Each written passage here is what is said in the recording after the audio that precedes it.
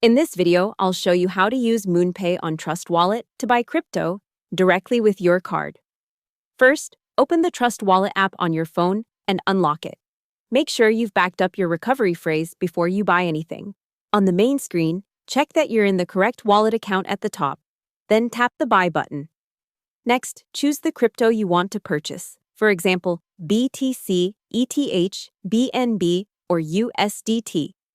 Also make sure you select the correct network version of that token, like ERC20 or BEP20, because MoonPay will send the coins straight to that address. On the provider list, select MoonPay.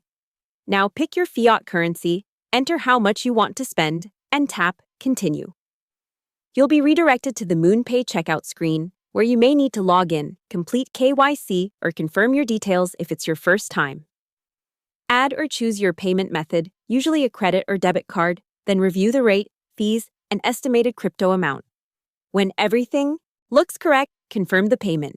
After it's processed, just wait a bit and your crypto will appear automatically in Trust Wallet under the asset you selected. Hope the tutorial was helpful. Subscribe to my channel and see you in the next video.